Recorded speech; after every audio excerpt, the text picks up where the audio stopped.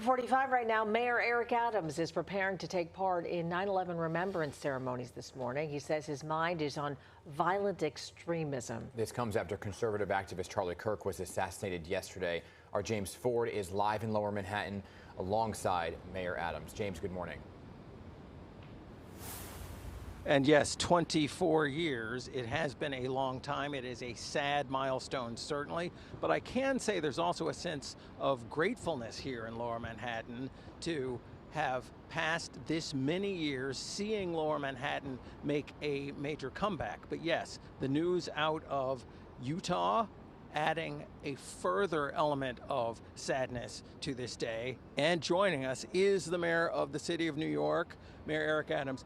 Thank you for joining us. We always appreciate you. Can we start? You were in the NYPD 24 years ago, a police lieutenant then.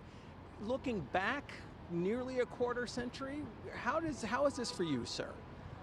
It's it's a constant reminder, and every year around the 10th of September, I take a walk through Ground Zero to sort of mentally get prepared for today. The scars remain the same, and sometimes we feel the further you move away from a tragedy that we forget, and we believe that the threats are not still lingering, but in fact they are, and we have to be constantly vigilant to prevent them. And you, as you say, you came down here last night to Ground Zero. You talked about the assassination of Charlie Kirk. If you don't mind, talk a little bit more about your thoughts and what motivated you to speak out about it in a posting on X? Because it's the same hate that drove two planes into the World Trade Center that drove a bullet through the neck of Charlie Kirk. And when you think about that level of hate, when you take the oath to be a law enforcement officer or the mayor, your pursuit is to protect America from foreign and domestic terrorism. That was a terrorist act.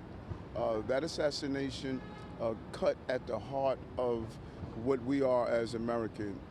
This hate speech, the radicalization of people, what you're seeing playing out on the streets of our country. If we don't pause for a moment on 9/11 to state that we're better than that as Americans, we're better than that as human beings, then we're going to find ourselves in a dark place. And you were in the NYPD 24 years ago, lost 23 colleagues from the department, and since so many more. And also you were at the firefighters memorial yesterday.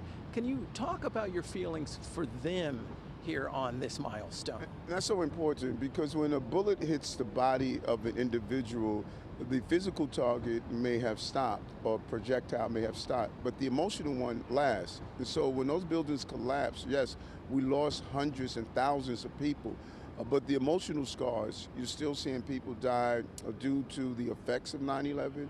You saw with the naming ceremony that took place at FDNY.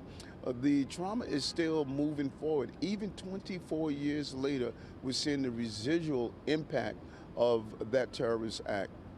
And at the ceremony today, you will be there. What thoughts will be on your mind and on your heart, sir? Well, to be able to have served the city as a police officer, a captain, and as the mayor, there's a constant reminder that our role is to keep our city safe. Is to keep our city safe from any form of violence or terrorist act. And we as Americans in general, but specifically as New Yorkers, we can never forget, we can never forget that if we don't turn down the violence, if we don't turn down the hate speech, we're going to put ourselves in a precarious situation. And this is a reminder for us all. Mayor Eric Adams, the city of New York, we thank you, sir.